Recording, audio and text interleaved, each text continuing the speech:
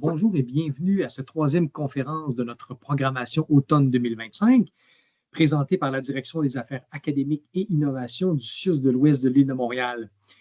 Donc, pour votre information, je le dis à chaque début de conférence, mais cette conférence sera bien enregistrée et mise à votre disposition pour un visionnement futur.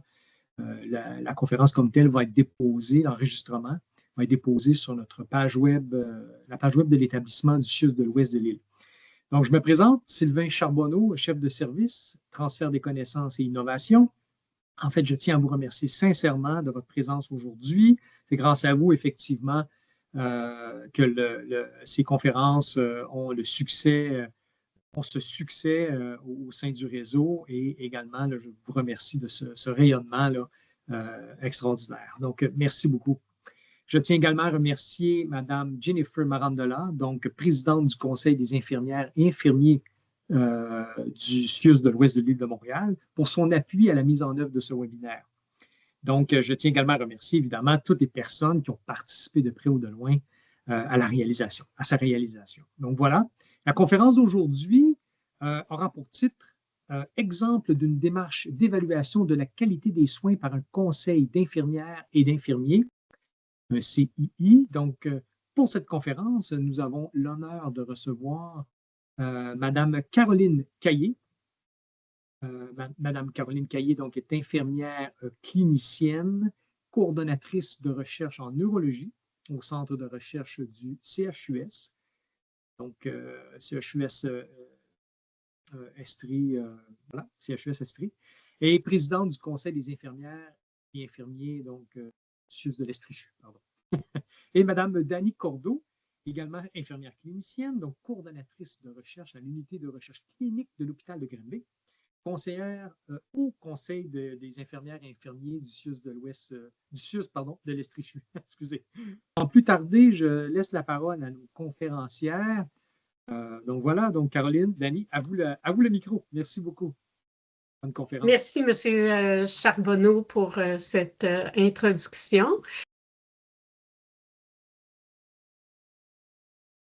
Voilà, donc nous avons, grâce à cette formation aujourd'hui, donc nos objectifs, c'est de mettre un peu de l'avant le rôle d'un conseil des infirmiers et des infirmières dans l'évaluation de la qualité des soins infirmiers. On veut vous démontrer aussi la pertinence de recueillir des données subjectives, donc provenance du terrain sur la qualité des soins infirmiers auprès des professionnels, et vous présenter effectivement un exemple concret qu'on a fait dans notre installation. Donc, nous n'avons pas de conflit d'intérêt à déclarer, ni Dani, ni moi.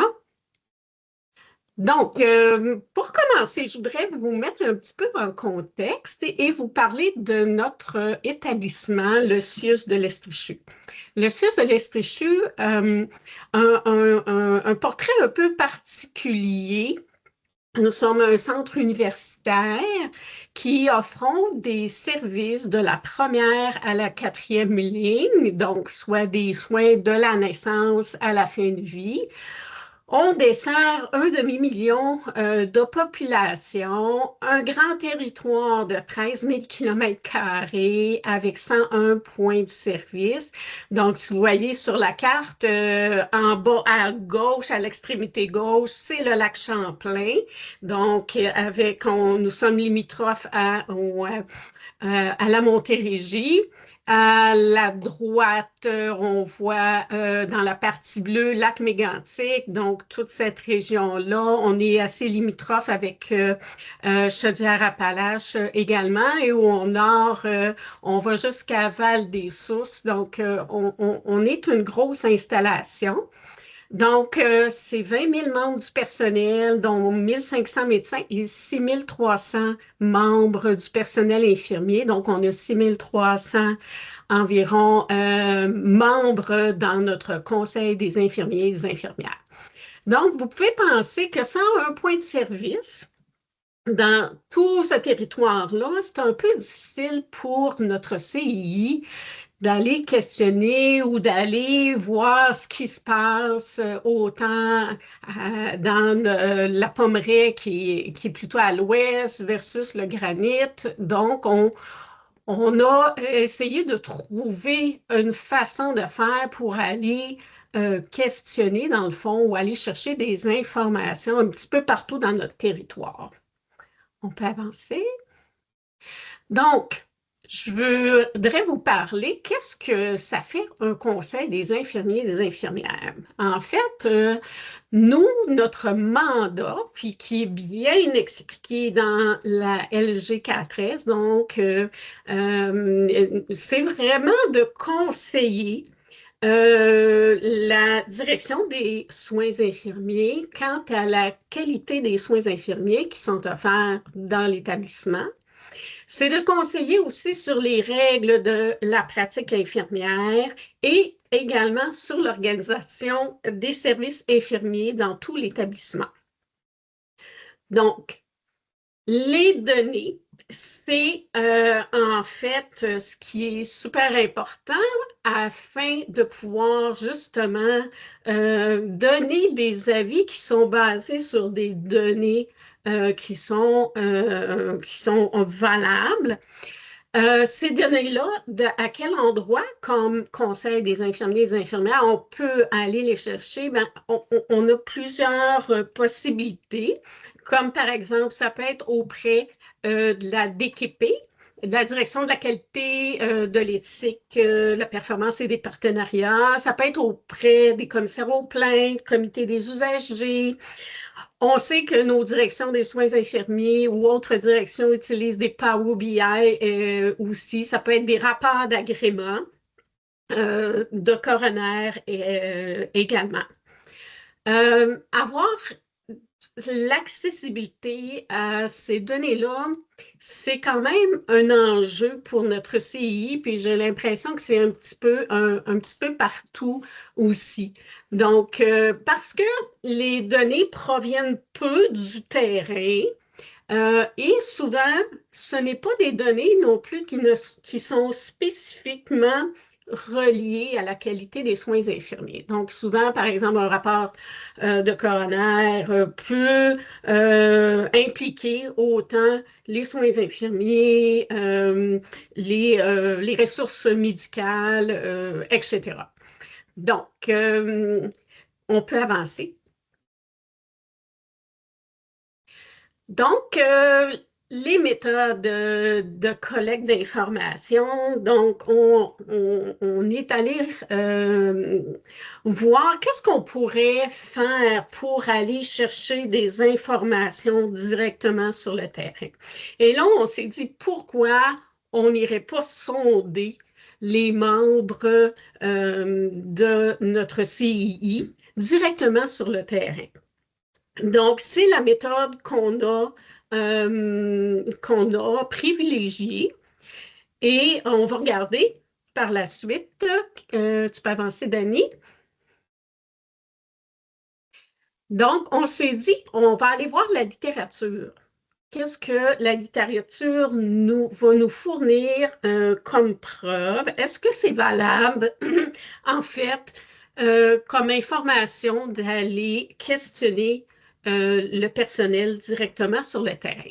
En fait, on a trouvé des écrits, entre autres cette étude-là super intéressante de Stalpers de 2016, qui a vérifié, est-ce qu'il y avait un lien, des corrélations entre les données qu'on va mesurer objectivement, donc des données cliniques, par exemple, versus la perception que les infirmières et les infirmiers ont de la qualité des soins. Et dans cette étude-là, Staples a justement vérifié la corrélation et ils ont trouvé une association vraiment positive et très forte entre les mesures mesurées de façon objective et ce qui est obtenu subjectivement auprès du personnel. Et aussi, ces indicateurs-là fournissaient des classements de qualité correspondants. Ce qui était un argument important pour nous d'aller vers le questionnement de nos membres directement sur le terrain. On a trouvé d'autres écrits aussi, donc 2 études qui démontraient qu'une amélioration de 10% de la perception de la qualité des soins était associée à, par exemple, une diminution des taux de mortalité, une satisfaction accrue des usagers quant aux soins infirmiers reçus, et aussi des scores de performance plus élevés pour la prise en charge de certaines affections aiguës. Donc, encore une fois, on voit qu'il y avait une association quand même intéressante entre les données subjectives et plutôt objectives. On va avancer. On est allé vérifier aussi. Donc, d'accord, on est légitime d'aller questionner nos gens sur le terrain. Maintenant, on voulait aller vérifier quel modèle pouvait bien représenter, en fait, la qualité. Donc, on voulait se baser sur un modèle conceptuel. On en a trouvé. Et entre autres, le premier qu'on a trouvé, en fait, c'était notre modèle du CIUS. Merci, Dani. Donc, notre modèle de notre CIUS parlait de la qualité attendue, la qualité voulue, la qualité rendue, mais aussi la qualité perçue. Donc, cet aspect-là, on le retrouvait dans notre modèle de notre établissement. Et par la suite, ce qu'on est allé faire aussi, c'est que, en fait, quand on parle de qualité, c'est un concept là, qui peut porter à confusion. Pourquoi? Parce que on peut mélanger certains concepts parce que ça regroupe aussi d'autres noms, comme par exemple l'efficience, les résultats, etc. Donc, c'est pour ça qu'on est allé à la recherche d'un autre modèle, tu peux avancer, Dani, un modèle de référence qui s'appelle en fait le Nursing Care Performance Framework. Excusez mon bel accent anglophone. Donc, en fait, on est allé avec ce modèle-là parce qu'on trouvait qu'il englobait plusieurs éléments. Ce modèle de référence-là a été créé à la suite d'une revue systématique qui comprenait des articles, en fait, datant de 1990 à 2008. Donc, dans cette revue-là, ils ont trouvé 31 modèles et 70 articles. Donc, ici, dans cette étude-là, la performance porte la définition suivante, c'est capacité d'une unité, d'une organisation ou d'un système de santé à remplir ses diverses fonctions de la manière la plus efficace et efficiente possible et assurer la coordination et l'équilibre entre ces fonctions nécessaires pour atteindre ses objectifs. En fait, il n'y a pas le mot qualité là-dedans. Par contre, un système ne peut être considéré comme performant, en fait, que s'il fournit des interventions, des soins ou des services de haute qualité. Donc, c'est un beau modèle de Dubois qui date de 2013. Donc, je vais vous présenter dans la diapositive ici. En fait, le modèle de référence de Dubois comporte 3 éléments clés dans lesquels on retrouve 14 dimensions.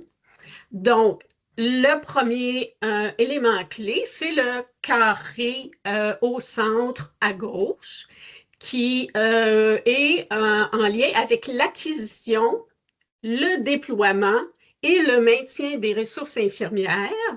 Donc, on va parler, entre autres, des conditions de travail, comment on fait pour faire la rétention du personnel, le nombre de personnels infirmiers qu'on a sur notre département, par exemple.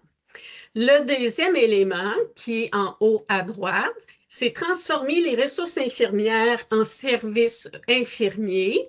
Donc, on a tout l'environnement de pratique, l'autonomie, par exemple, la collaboration entre le personnel, les processus infirmiers, etc. Le troisième, qui est en bas, c'est produire des changements dans l'état des patients.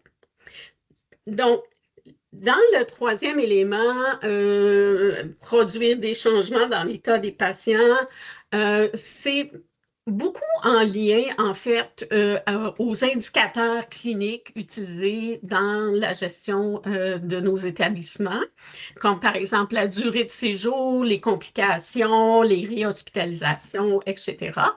Donc, pour notre questionnaire, on est allé former des questions sur les deux premiers éléments essentiellement du modèle conceptuel. Donc, Dani, on peut avancer. Donc, les objectifs de notre sondage, ça a été d'évaluer la perception du personnel en soins infirmiers quant à la qualité des soins prodigués dans notre établissement. Et on avait des objectifs secondaires, c'était d'essayer de trouver les moyens que le personnel utilise pour dispenser des soins de qualité. Et les autres, c'est d'identifier les facteurs facilitants et faisant obstacle à la dispensation de soins infirmiers de qualité. Donc, et aussi, regarder, est-ce que dans nos questions, on aurait des facteurs prédictifs pour la satisfaction des soins. Donc, pour ça, ceux qui sont un petit peu, qui ont peu de connaissances en recherche, bon, on pourrait appeler ça un devis transversal descriptif parce qu'on veut décrire ce qu'on a obtenu comme information avec des données mixtes. Donc, des données mixtes, c'est autant des questions fermées où les gens devaient répondre à une question avec des choix multiples, et aussi des commentaires aussi qualitatifs. Donc,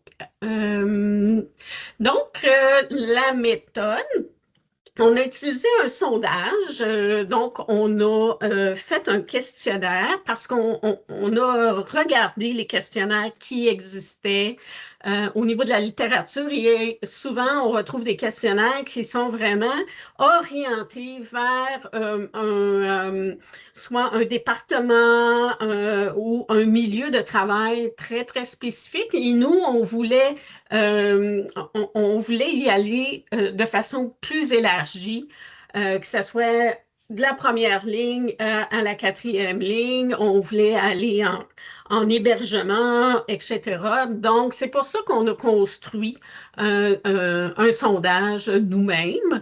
Et le sondage, ben, on l'a mis dans l'outil Simple Sondage qui est accessible à peu près dans tous les CCCIUS.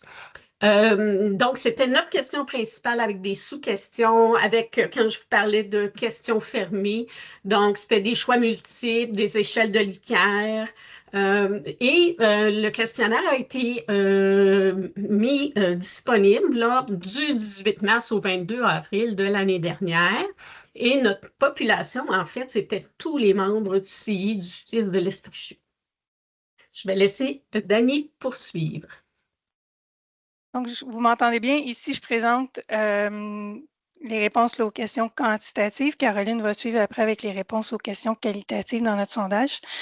On a envoyé le sondage à 6295 infirmières, eximières, conseillères, IPS dans le CIUS. Puis là-dessus, il y a 955 personnes qui ont répondu au sondage. On a 179 personnes qui n'ont pas complété suffisamment de questions, qui fait qu'on a dû les retirer. On a donc pu accomplir les analyses sur 776 participants, ce qui représente 12,3 %. Donc, la perte partielle des participants, c'est qu'on, pour se rendre à la question sur la satisfaction de la qualité des soins, c'était la 27e, 28e question de notre questionnaire, ce qui fait que, ben oui, on a perdu, ou il y a des gens qui n'ont pas tout répondu. Quand même, donc sur les 776 personnes au bas du tableau, on a des gens de tous nos milieux. On avait des gens du milieu hospitalier, ambulatoire, hébergement. Avec hébergement, on a inclus un peu d'autres services. Puis, dans le milieu hospitalier, on voit les différents services qui sont inclus à droite. En ambulatoire aussi, puis en hébergement, mais c'était surtout du CHSLD. Donc, il y a une bonne répartition, 25 % seulement en hébergement, mais par contre, il y a une bonne répartition là, de tout le monde, de notre personnel infirmier. Dans nos RLS, fait que là, je vous présente ce qui était surtout descriptif, c'est qui nos participants qui ont répondu au sondage. Ensuite, je vous donne plus le niveau de qu'est-ce qu'ils nous ont répondu sur la satisfaction des soins. Fait que vous avez vu la carte tout à l'heure de l'Estrie. Donc, on a 9 régions. Dans la tarte, on voit qui a participé à notre questionnaire. Puis, par rapport à nos vrais employés dans chaque secteur, ce qu'on voit, c'est, bon, Sherbrooke, habituellement, ça représente presque 59 % de notre personnel infirmier. Ici, on a 53 %. On a Haute-Yamaska, qui est Granby, puis La Pommeraye, qui est Cowansville, qui ont répondu aussi proche de notre vrai pourcentage. Ce que je veux dire finalement, c'est que tout le monde est proche du pourcentage de nos répondants sont proches de notre vraie population. Dans les titres d'emploi, donc on a mis CPA et infirmières auxiliaires ensemble ici qui représentent 29 %, les CPI infirmières techniciennes, infirmières cliniciennes ensemble, les conseillères en soins, ce que je vous montre ici. Donc, notre vraie population au niveau du CIUS de l'Estrie, comparé au nombre de répondants, on a un peu plus d'infirmières auxiliaires qui ont répondu au questionnaire que le 21,9 % de notre vraie population. Donc, tout est proche, tout est bien, tout est relatif. Au niveau des corps de travail, on a eu des personnes de tous les corps de travail, jour, soir et nuit, et en plus, les gens qui font de la rotation. Au niveau des postes, en service, on avait des gens qui ont vraiment un poste et des gens qui sont pas équipes volantes, qui sont équipes volantes. Donc, le nom, c'est les équipes volantes. Au niveau des statuts d'emploi, on a des gens qui ont un statut complet et des gens qui ont un temps partiel. À la question 9, donc ceux qui se sont rendus à la 27e, 28e question, on est rendu à 738 personnes qui ont répondu jusqu'à ce niveau-là. Donc, notre grande question centrale du sondage, c'était la satisfaction de la qualité de soins que j'arrive à livrer dans mon corps de travail. Ce que vous voyez ici, c'est que le milieu hospitalier, hébergement, c'est semblable. C'est 67,9, 67,6 % de niveau de satisfaction. Que oui, je suis satisfaite ou très satisfaite du niveau que j'arrive à livrer dans mon corps de travail. Comparé à ambulatoire, qui est du 87, presque 88 %. Donc, une grande moyenne du CIUS de 75 %. On va pouvoir élaborer là-dessus tout à l'heure. On a fait des analyses de régression en lien avec la question de satisfaction. Je suis satisfaite de la qualité de soins que j'arrive à livrer et faire le lien avec toutes les données descriptives, là, mon titre d'emploi, mon corps de travail, si j'ai un poste et tout. Donc, ce qu'on vous présente ici, c'est que je commence à droite en haut à midi, là, dans l'horloge qui est là. Si je travaille en ambulatoire, j'ai 234 % de chances d'être plus satisfaite du niveau de qualité de soins que j'ai réussi à livrer dans mon corps de travail. Comparé, puis là, ben ici, j'inclus CH qui est hébergement et hospitalier ensemble, vu que les deux étaient semblables au niveau de la satisfaction. Si on passe à peu près à 2-3 heures du cadran, on voit effectivement hébergement et centre hospitalier au niveau de la satisfaction des soins que j'arrive à livrer, c'est égal. Ce qui est intéressant de notre sondage, c'est qu'il a été fait au mois de mars 2024, donc c'est post-pandémie. Fait que tout le monde a vécu un peu les troubles là, que les gens vivaient en hébergement, en hospitalier. Il y a beaucoup de travail qui a été fait au niveau des hébergements, ce qui fait que maintenant, on a un niveau de satisfaction de qualité de la part du personnel infirmier qui ressemble à l'hôpital. Je descends en bas vers 5 heures du cadran. Donc, le titre d'emploi, si je suis infirmière clinicienne, j'ai 133 % plus de chances d'être satisfaite de la qualité des soins que j'ai livrés. Ici, quand même, au niveau analyse statistique, il faut faire une petite parenthèse. Ça fait une variable de confusion dans le sens que la variable en haut à midi qui s'appelait mon milieu si c'est ambulatoire, mais on a plus d'infirmières cliniciennes qui travaillent en milieu ambulatoire. Donc, les deux ici, on parle un peu de la même chose. J'ai plus de chances d'être infirmière clinicienne, de travailler en ambulatoire et donc d'être plus satisfaite, mais en même temps, oui, ça ressortait partout en hébergement puis en centre hospitalier aussi également. Je passe à peu près à 7 heures dans le cadran. Si je travaille à temps partiel plutôt qu'à temps complet, je baisse mes chances d'être satisfaite de 36 %. Ici, on peut le prendre dans les deux sens comme interprétation, dans le sens que si je travaille à temps partiel, je suis moins impliquée, je suis un peu moins au courant de tout ce qui se passe au quotidien dans mon milieu, ce qui fait que j'ai un petit ajustement à faire à chaque fois. Il me manque de l'information pour mieux fonctionner. Puis, l'autre façon de l'analyser aussi, c'est que si je suis à temps partiel, est-ce que c'est parce que justement, j'étais quelqu'un qui ne vivait pas de la satisfaction au travail et ma façon de survivre, c'est d'avoir pris un temps partiel, donc je suis moins impliquée. Fait que celle-là, on peut l'avoir dans les deux sens. Je monte dans le cadran le dernier point qui était le fait de travailler de soir.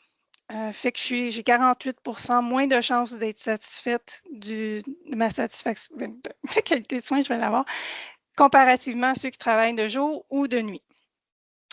À gauche, on voit les RLS, donc les différentes, là, les 9 régions du CIUS de l'Estrie. Ce qu'on voit, c'est qu'il n'y avait pas de différence dans les RLS. Donc, il n'y avait pas de différence entre notre gros centre de Sherbrooke par rapport à les autres endroits physiques là, en Estrie.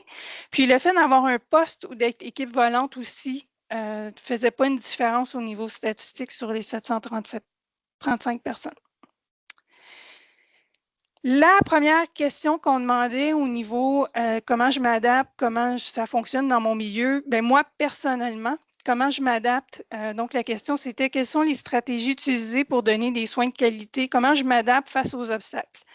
Donc, la première réponse, c'était je priorise les soins selon l'état du patient. Donc, on voit que le personnel infirmier, infirmière auxiliaire, tout le monde prenne des décisions avec l'évaluation clinique, avec mes connaissances professionnelles, je prends ce que j'ai entre les mains et je priorise et je m'adapte. La deuxième réponse, c'était consulter les outils cliniques. Donc, à 73 % dans des conditions où je dois m'adapter, je vais aller voir les outils cliniques. C'est moins fort, mais quand même, c'est quand même très bon à 73 %. Puis, la troisième solution, consulter l'ASI ou mes collègues. Donc, je vais aller verbalement demander des conseils à mes collègues tout de suite pour telle chose à accomplir, comment on peut s'y prendre. Fait que c'est de l'entraide au niveau des collègues à 86 %. Ici, on avait une différence dans les différents établissements. On voyait qu'il y avait des endroits qui utilisaient beaucoup plus les outils cliniques, des endroits qui se fient vraiment plus à leurs collègues. La prochaine diapo, là, on est dans les grandes statistiques. On a fait des analyses de médiation, c'est-à-dire on est allé voir le lien direct entre les 17 questions qu'on a demandées sur le niveau, c'est quoi les obstacles ou les facteurs facilitants dans vos milieux. Puis on est allé faire, fait que le lien direct, c'est chaque boîte jaune avec le niveau d'insatisfaction de qualité. Il est nommé en termes négatifs ici parce qu'au niveau des analyses, on les a fait en termes négatifs. Puis, ce qu'il y a à comprendre, c'est que tous les milieux du CIUS, donc les 16 établissements, tous les milieux, les points de service, pas juste les points de service, mais les unités de service, avaient en commun, donc autant hébergement, centre hospitalier qu'ambulatoire, et là, je vous les nomme, les 8 points ici, de ne pas avoir une ASI soutenante dans mon service, ça augmente de 65 % les chances que je ne serai pas satisfaite de mon corps, de la qualité à la fin de ma journée. De ne pas être capable de déléguer mes tâches qui sont de non-valeur ajoutée, j'ai 88 plus de risque d'être insatisfaite. De ne pas avoir eu le temps de faire ma documentation, qui est une règle au niveau de l'ordre, j'ai 95 plus de chances d'être insatisfaite. Je n'ai pas pu offrir des soins interdisciplinaires, fait qu'il manque le mot interdisciplinaire parce qu'il fallait que ça rentre dans la boîte. J'ai 86 plus de risque d'être insatisfaite à la fin de mon corps. Je n'ai pas eu assez de soutien clinique, j'augmente mon risque de 132 mes chances de ne pas avoir réussi ma qualité de soins. Je n'ai pas assez de temps pour consulter mes outils cliniques, 110 Je n'ai pas accès à de la formation continue, mise à jour, 92 plus de risque. Puis, je ne suis pas libérée pour faire de la formation, donc on a demandé à 88 Donc, ça ici, ça couvre vraiment tout notre grand territoire de 13 000 km². Quand on fait les analyses de médiation, ce qui est en lien avec l'hôpital et l'hébergement, il y avait 7 mécanismes de soit des obstacles ou de facilitateurs qui étaient très précis, qui avaient plus de chances. Là, je vous ai enlevé les boîtes de statistiques, là, les liens entre hébergement et hôpital. Et chaque question, là, juste ça avait un peu trop de chiffres pour créer de la confusion. Ces deux diapos-là ne sont pas dans notre article de perspective parce que justement, on devait alléger à un moment donné. Mais ici, quand même, c'est des points super intéressants. Donc, si je travaille en milieu hospitalier ou en hébergement, j'ai une plus forte chance que mon équipe n'est pas stable au travail et le fait de ne pas avoir une équipe stable de travail augmente de 103 mes chances de ne pas avoir pu livrer des soins de qualité. Encore une fois, si je travaille en hôpital ou hébergement, j'ai une plus grosse chance de ne pas avoir de charge de travail selon mon expérience de travail, ce qui augmente encore de 132 mon insatisfaction. J'ai plus de chances de risque de ne pas avoir du temps pour faire mes soins si je travaille à l'hôpital ou en hébergement, ce qui est énorme, augmente à 64 mon risque de ne pas être satisfaite. J'ai une plus grosse chance de manquer de matériel adéquat à l'hôpital et en hébergement. On parlait de quantité et qualité ici. J'ai une plus grosse chance de manquer de temps pour faire de l'enseignement aux usagers. Encore 114 plus de chances d'être insatisfaite à la fin de mon corps. Je n'ai pas eu le temps d'inclure les usagers dans leurs décisions. Puis, je n'ai pas été moi-même, celle-ci se porte directement au personnel infirmier, je n'ai pas été avisée des modifications de pratique sur mon unité. Donc, ça augmente de 60 mon risque de ne pas pu avoir livré des soins de qualité à la fin de mon corps. Et je passe la parole à Caroline. Donc, comme je mentionnais un petit peu plus tôt dans notre questionnaire, aussi, il y avait des espaces là, pour donner des commentaires ou donc à partir de ces commentaires-là, on est allé chercher là, les commentaires les plus pertinents et ce qui revenait également, puis on a pu les mettre et là, je vous présente quelques exemples. Tout d'abord, on parlait tout à l'heure de l'importance d'avoir une ASI qui était soutenante. Donc, ici, on a un exemple d'une personne qui nous dit aucun poste d'ASI disponible dans notre service. Donc, peu de personnes de référence, pas de conseillère en soins, ni de conseillère à la DSI disponible pour nous aider. Nous nous référons à d'autres collègues en cas de doute. Ensuite, l'offre de soins interdisciplinaires, on a vu que ça peut contribuer aussi à l'insatisfaction de la qualité des soins. Donc, pourquoi? On en a un exemple. Manque de professionnels autres comme nutrition, ergo et travailleurs sociaux, ce qui surtâche l'infirmière en plus du manque de personnel infirmier et de préposés aux bénéficiaires. Un autre exemple où les infirmières ont des limites dans les tâches qu'elles peuvent déléguer et qui ne sont pas en fait à valeur ajoutée. Donc, les infirmières et les infirmières auxiliaires manquent du temps pour donner les soins infirmiers car nous sommes très sollicités à faire le travail de préposés aux bénéficiaires. Une autre qui nous mentionnait, je dois faire mes propres transports car il manque de stock. Donc, on peut effectivement voir un exemple super important du bon personnel au bon moment pour donner les bons soins. Donc, l'infirmière, pendant qu'elle fait le travail de service de transport aux usagers, ne fait pas de soins infirmiers. Ensuite, par exemple, le matériel adéquat qu'on voyait beaucoup en CH et aussi en hébergement. Je manque de matériel adéquat et je dois souvent courir sur d'autres départements pour en quémander. Je perds un temps fou à chercher ce matériel. Donc, on a tous en tête un petit peu là, nos belles pièces de rangement de matériel. Parfois, c'est difficile de trouver le matériel qu'on a besoin pour bien faire notre travail. Ensuite, on a le temps. Tu peux avancer, Dani. Le temps pour donner les soins, qui était en fait l'indicateur là, qui était le plus parlant. On a deux exemples ici. Je n'ai pas l'impression de faire mon travail comme je le voudrais par manque de temps, de ressources et de soutien du chef d'unité et de l'AIC qui n'a pas assez d'expérience. Ou encore, les soins et évaluations doivent être faits rapidement, sans quoi nous n'arrivons pas à terminer dans le temps. Donc, on voit que ça va vraiment dans le champ d'expertise de l'infirmière qui est d'évaluer la condition physique et mentale et donner les soins adéquats. Et finalement, faire de l'enseignement. On a vu que l'enseignement c'était un problème aussi en hébergement et en centre hospitalier. Où ce problème-là est beaucoup plus important qu'en ambulatoire. Donc, une infirmière nous a mentionné, nous ne pouvons pas agir en amont pour éviter des dégradations et prévenir des hospitalisations ou consultations, car on n'a pas le temps pour faire de la prévention ou de la promotion.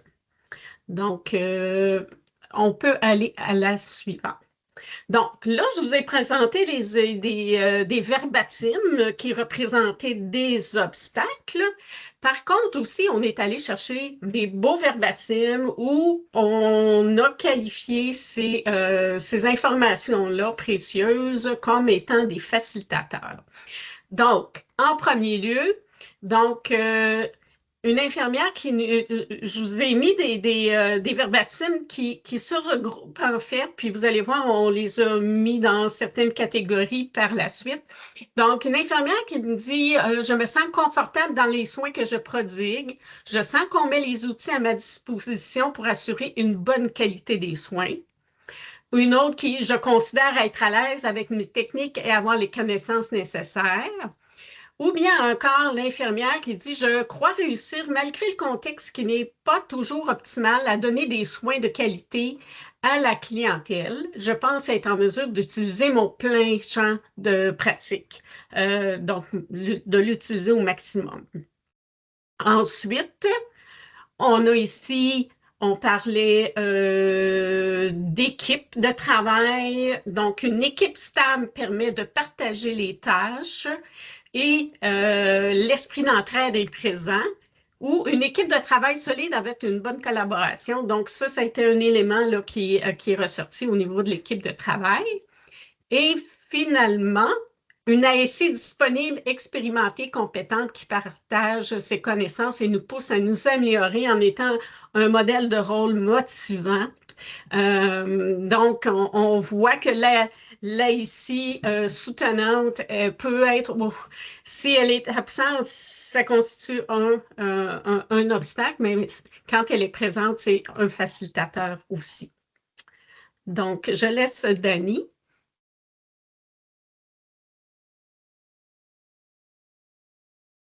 OK, je me donne une voix. On a vu tout à l'heure dans les stratégies utilisées, malgré les obstacles, d'aller utiliser les outils cliniques qui pourtant sont disponibles sur chaque unité. C'est moins utilisé. Quand on faisait des corrélations aussi, là, c'est par manque de temps. J'ai pas été avisée des modifications aussi. Donc, si je ne sais pas qu'il y a eu une modification, je n'irai pas voir est-ce qu'il y a eu une modification dans les outils cliniques. Puis, au niveau de la charge de travail, mais effectivement, là, ça vient dans tout le concept, je manque de temps, puis j'ai une charge de travail là. Ici, je vous présente les obstacles, puis je vous rappelle le modèle tout à l'heure de Dubois. Donc, on a divisé dans les mêmes titres, qui est d'acquérir, déployer, maintenir les ressources infirmières, puis aussi de transformer les ressources en services. Puis, en plus, on a mis des sous-catégories. Donc, au niveau de développement et maintien des compétences, dans les obstacles, on parle de ne pas être libéré pour les formations. Je reprends là, les mêmes boîtes que vous avez vues tout à l'heure. Je manque de temps pour consulter les outils cliniques. Puis, je ne suis pas informée des changements aux pratiques puis aux outils, qui étaient surtout en hébergement, celui-là. Dans mon équipe de travail, des obstacles, impossibilité de déléguer des tâches sans valeur ajoutée, puis l'instabilité des équipes qui étaient plus en hébergement milieu hospitalier, puis le manque de matériel au niveau de la qualité et de la quantité. Dans l'organisation du travail, puis la charge de travail à droite, je manque de temps pour compléter la documentation, pour donner mes soins et pour faire de l'enseignement. Donc, ces deux éléments-là, ici en bleu, là, qui étaient plus présents en hébergement, puis au niveau hospitalier. Donc, la façon de pouvoir, de présenter les obstacles comme ça nous permet de faire des recommandations. Fait qu'au niveau du CI, c'est avec ces outils-là qu'on va pouvoir écrire des avis, puis discuter avec la direction. Donc, les solutions ici, au niveau du développement, maintien des compétences, c'est d'encourager la formation continue. Donc, au niveau de notre CI, nous aussi, on a pris un peu d'initiative, ce qui fait que en janvier, si tout fonctionne bien, on va faire une présentation de formation santé mentale avec une de nos conseillères cadres. Puis, on essaie de la faire créditer. Donc, puis ensuite, aller encourager la direction aussi là, à mieux organiser la formation continue. L'harmonisation des outils cliniques, je devine que ça peut se passer un peu partout comme ça à travers la province. Le Grand CIUS, on n'a pas réussi encore à harmoniser les outils cliniques à travers tout l'Estrie, ce qui fait que Sherbrooke a des outils, Granby a des outils cliniques à Cowansville et ce n'est pas des applications qui se parlent. Donc, il y a encore beaucoup d'harmonisation à faire pour nous. Ensuite, le troisième point, l'amélioration des communications au niveau des ajouts, modifications, tout ce qui a rapport avec les outils cliniques, les nouvelles pratiques. Donc, on va pouvoir faire des avis, encourager chaque service à améliorer leurs moyens de communication intra-service pour on déborde de notes de service, là, c'est quoi tous les nouveaux messages que chaque personne doit être informée. Les équipes de travail. On parle de pouvoir déléguer des tâches qui n'ont pas de valeur ajoutée pour mon champ d'exercice, puis de favoriser la stabilité des équipes. Au niveau du matériel, c'est de voir améliorer l'accès au matériel, donc que ce soit carrément au niveau de la commande, la qualité du matériel ou l'organisation dans le mot me manque, là, je l'ai en anglais, tout à coup, ça ne me vient plus, mais l'endroit où notre matériel est storé. Au niveau de l'organisation de la charge de travail, si on a un projet ici dans le CIUS qui s'appelle le suivi de séjour et planification précoce et conjointe du congé. Donc, on veut faire la promotion de ce programme-là qui est déjà en cours. C'est à partir du moment que quelqu'un est préparé pour une chirurgie, il y a une équipe qui est déjà en train de préparer la fin de soins, son enseignement, puis son départ à la maison ou son départ, les soins qu'ils vont avoir plus tard. Donc, ça avait surtout un impact quand je fais le lien avec l'équipe de travail, de favoriser la stabilité des équipes. Dans le contexte où il y a beaucoup de roulement dans les équipes, c'était plus difficile de réussir à faire le suivi rapidement d'un patient qui va passer quelques jours à l'hôpital. Donc, avec ce programme-là, c'est plus dépendant de c'est qui l'infirmière qui est sur l'unité de ce service-là. Il y a déjà un plan prévu pour la planification du congé. Aussi, il y a un programme là, qui poursuit l'évaluation de la composition des équipes de soins. Il y a une autre équipe qui travaille sur optimiser le rôle des gens, du personnel infirmier dans les équipes. Je reviens sur la satisfaction. Donc, on avait dit globalement, au niveau du CIUS, à 75 % le personnel infirmier était satisfait. C'est surtout par le qualitatif qu'on a pu aller comprendre, malgré les obstacles, malgré les coupures, malgré le manque de tout, comment, c'était comme, encore une fois, j'ai juste mon mot en anglais, je suis désolée, c'était mind-blowing, c'était comme confrontant d'avoir un 75 % de satisfaction quand on regarde qu'il y a beaucoup d'obstacles. Fait que je vous emmène au prochain tableau. C'est en bas à droite qu'on a la réponse, si je mets les sous-catégories. Donc, au niveau qualité intrinsèque professionnelle, chaque personne, chaque personnel infirmier travaille au mieux de ses compétences, puis a une intégrité professionnelle forte. Ce qu'on voyait dans les réponses qualitatives, dans la question 10 des commentaires, c'était « Je donne mon 100% malgré tous les obstacles. Je veux absolument m'assurer que mon patient va bien avant de partir.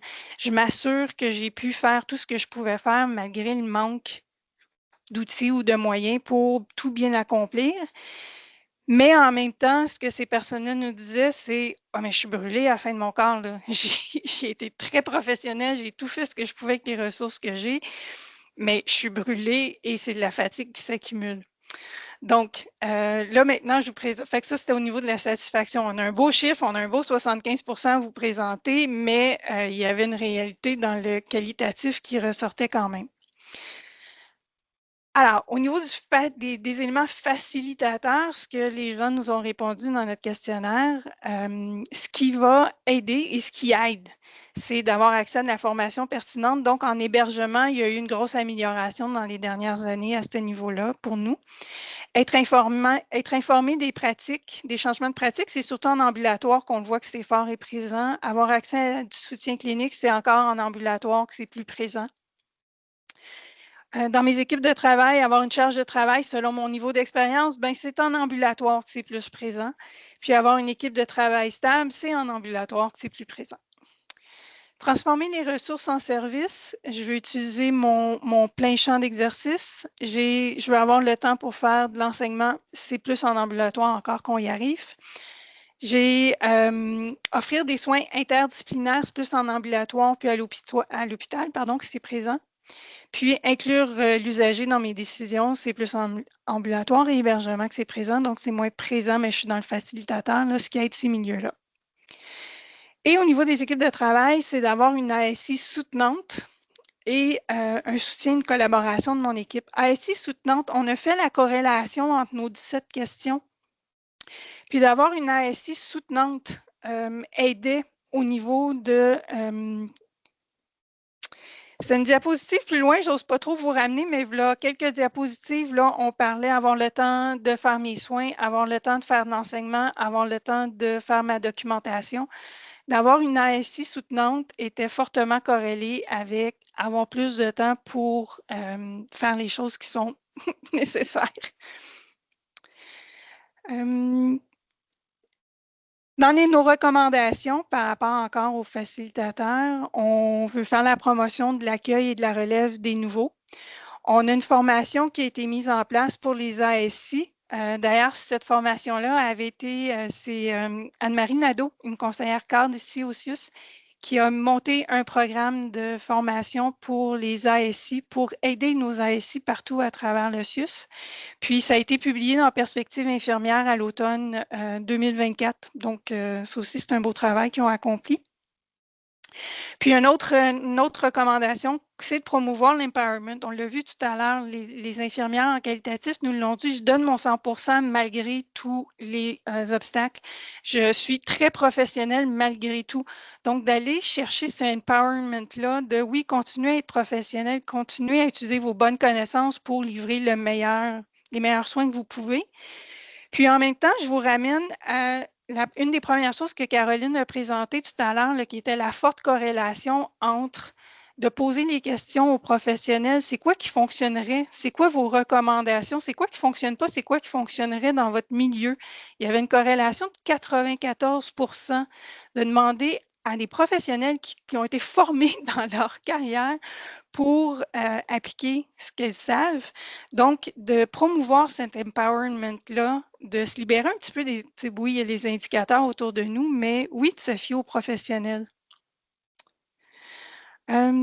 Ici, sur les 17 questions que je vous disais qu'on a posées, là, qui étaient soit les obstacles ou les éléments facilitateurs en lien avec la satisfaction des soins, deux questions n'ont pas été corrélées, ne sont pas ressorties significatives dans tous les milieux, partout à travers le CIUS, mais je veux quand même on voulait quand même les nommer parce que au niveau qualitatif, puis avec d'autres liens, on a pu quand même voir qu'il y avait de l'information importante qui ressortait.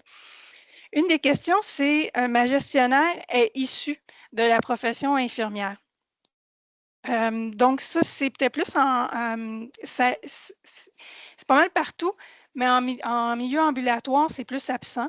Puis, ce qui sortait en qualitatif, c'est bien, ça se peut que j'ai une infirmière gestionnaire, une gestionnaire qui n'est pas infirmière, qui ne connaît pas mon champ d'exercice en tant qu'infirmière et qui va me demander de faire des choses que je ne peux pas faire ou qui ne me laisse pas appliquer mon plein champ d'exercice. Puis d'avoir une ASI, la prochaine question, ASI expérimentée, ça ne ressortait pas, mais quand on faisait c'était surtout ASI, voyons, c'est quoi le mot qu'on avait, Caroline? Je cherche mon mot. Soutenante. Soutenante. D'avoir une ASI soutenante qui faisait une différence dans les milieux. La tête vient de partir parce que je vois l'heure. Nos limites, ben, c'était les fameux biais habituels, là, il y a seulement les 12 de personnes qui ont répondu à notre échantillon. Biais de confirmation où ce que nous qui faisions les analyses avons vu les réponses, puis on faisait enfin, on a quelque chose pour soutenir ce qu'on veut défendre. Négativité, bien, quand on demande à des gens de répondre à un sondage qui ont enfin une voix pour s'exprimer, des fois, c'est un peu plus négatif qu'on aurait voulu.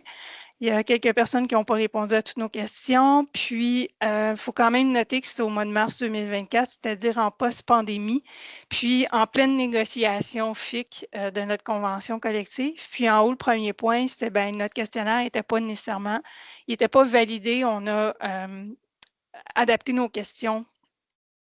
Nos forces, c'est qu'on est allé chercher un grand N. On a 776 personnes qui ont répondu à notre sondage et des gens qui connaissent bien leur métier. On avait donc tous les types d'emploi, tous les secteurs de Sherbrooke, tous les corps, tous les milieux. On a pu utiliser les modèles conceptuels. On a fait une triangulation des données dans le sens qu'au niveau statistique, on a fait des liens entre les statistiques pures puis les gros modèles de régression, de médiation, puis avec le qualitatif aussi. Caroline et moi et notre présidente qui était présidente dans le temps, on avait une belle complémentarité dans notre équipe parce que Caroline et moi, bon, on est passionnés en recherche et notre présidente avait des bons liens aussi avec la direction, ce qui nous a aidés. On a carrément payé un statisticien pour s'assurer que nos statistiques étaient bien préparées. C'est notre premier sondage intra-CIUS. Ça a vraiment été une belle expérience et ça nous donne vraiment des beaux outils pour pouvoir travailler avec le conseil là, dans les prochaines années sur des recommandations. Je reviens à nos questions. On a fait une analyse de Cronbach pour s'assurer que nos questions tenaient la route et c'est vraiment fort. Puis au niveau en statistique, la validité de notre questionnaire, ça explique à 82 % la variance de si je suis satisfaite ou pas des soins que je donne, ce qui fait que ça aussi, c'était très fort. Et je passe la parole à Caroline. Donc, merci, Dani. Donc, ce qu'il faut retenir de notre présentation, c'est que les données de perception sur la qualité des soins sont pertinentes car elles sont associées avec les données objectives. Identifier les obstacles et les facilitateurs, la dispensation de soins de qualité dans notre installation, bien, nous ont permis de faire des recommandations pour des actions ciblées là, dans le futur. Et on va vous parler, finalement, le mot de la fin, c'est la portée de tout ça. Donc, la prochaine slide, Dani. Donc, qu'est-ce qu'on a fait avec ces résultats-là? Ben, on a fait des présentations à la DSI, au PDG. On a fait une soirée aussi dans un RLS. On a fait un webinaire pour présenter les résultats aux gestionnaires, l'article Perspective infirmière et on a reçu 2 prix à l'Association des conseils des infirmiers et des infirmières, soit pour le sondage et l'article. Merci beaucoup pour les... Finalement, je voudrais remercier le CI du CIUS de l'Ouest de l'île de Montréal pour cette invitation-là, les membres du personnel infirmier qui ont répondu au sondage, notre statisticien et voilà, tous les gens de notre CI aussi qui nous ont aidés pour la tenue de son sondage-là. Donc, je vous remercie beaucoup pour votre présence à tout le monde. Caroline et Dani, c'était très instructif. En fait, une belle étude qui, en fait, ce que je vois, c'est qu'effectivement, vous avez émis des recommandations, rencontré les instances décisionnelles. Bravo, en espérant que, effectivement, ça donne un bon coup de main là, aux équipes d'infirmières, infirmiers là, au sein de votre CIUS. Puis même au niveau de la province, là, ça serait extrêmement important là, que ça ait des échos. Là. Je passerai peut-être la parole à Jennifer Marandela pour quelques secondes, si elle veut dire un petit mot là, par rapport à la conférence. Jennifer.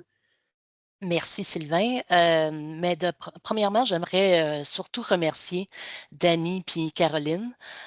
Moi, ce que je retiens de la présentation, c'est malgré les défis qu'on a à travers, mais je pense que c'est assez représentatif du province, on reste quand même une profession très fière et impliquée dans les soins qu'on offre. Donc, j'invite vraiment tout à continuer à être audacieux, à être créatif dans les démarches et surtout de continuer à trouver des moyens là, de faire rayonner la profession. Et merci beaucoup vraiment pour d'avoir accepté de présenter vos résultats et ce que ça apportait pour la continuité des soins, là, on va dire. Absolument. Merci beaucoup, Jennifer. Écoutez,